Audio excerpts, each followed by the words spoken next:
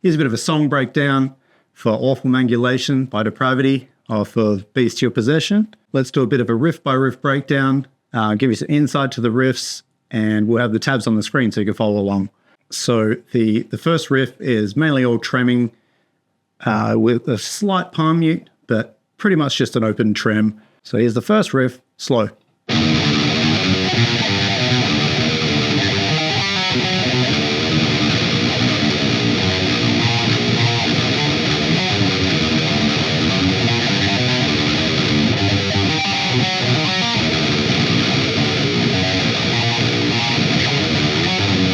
So the only tricky part really in there is this.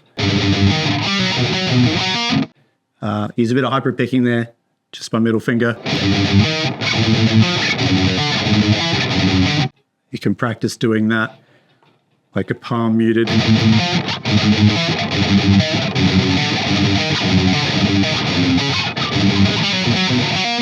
Kind of a slap back effect you get there. You can pick it, but I think you get a better sound out of hyper picking it.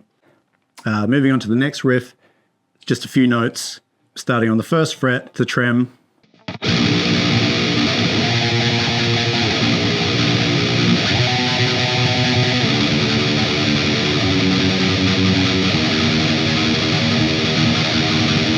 Riff 3 is a bit of a choppy one, got some heavy palm muting, some octave chords and some fourth chords, or those inverted power chords.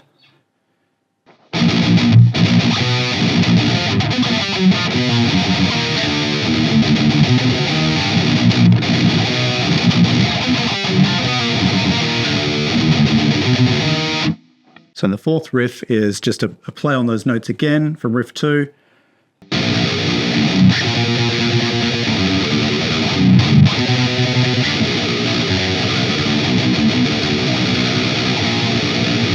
Okay, for the lead section, I'm using a wah. For this part, I don't really use wah. This is probably the only time I've ever used it recorded. And it's just kind of a simple melody.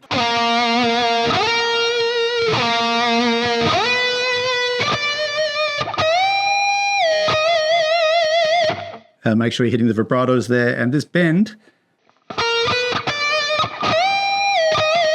is a major third.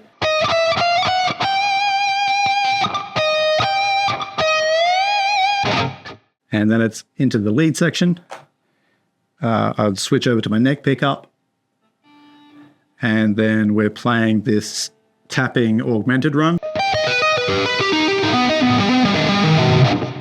And again, these are major thirds.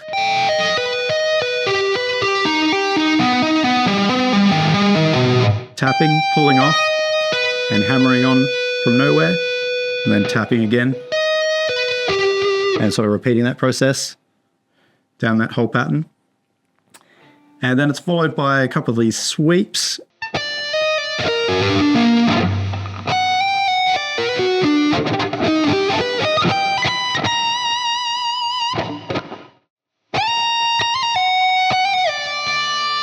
Just back down the scale again, and then we've got this kind of augmented tapping shape.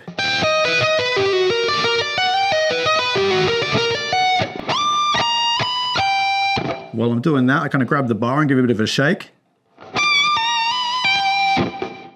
And then there's a bit of a run back up and down that again.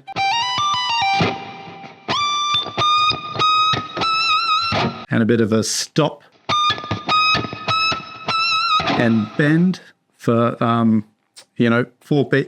beats, and it kind of sets the new tempo into the next riff. And that's the whole lead. And under that is riff 2.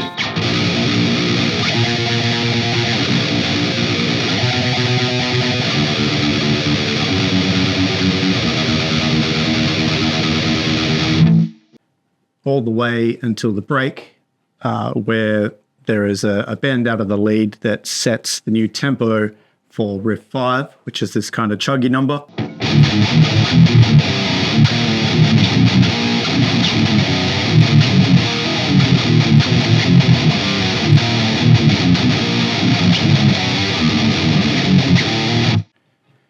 That repeats a couple of times.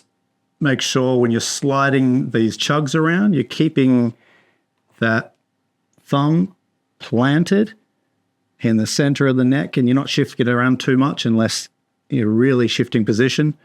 If you're planting your thumb as an anchor in the back of the neck there, you can really span across 2, 3, 4 frets without moving it at all. And you can kind of slide around these palm muted power chords quite easily, and they come out nice and savage.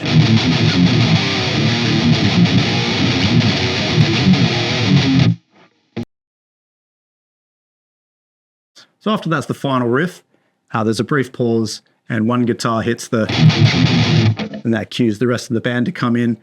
I believe in big crushing riffs to finish songs, there's no point teetering out.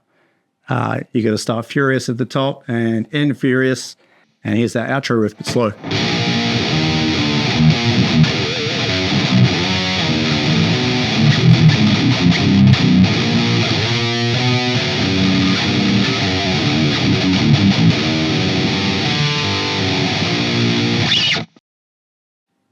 Yeah, it takes a bit of getting used to, the sliding the octave chords around. Make sure you're hitting the vibrato on the right spots. These chords. These kind of cool minor shapes. The trill. And of course, this kind of big dissonant shape here. You've got a minor. And you've got this clashing 7 to finish the song. Hope this helps you get some insight into the riffs and how I write them or play them. And if you haven't heard the album already, it's Beast Your Possession. Check it out. It's a sick album. I'm really proud of it. And we'll see you on the next one.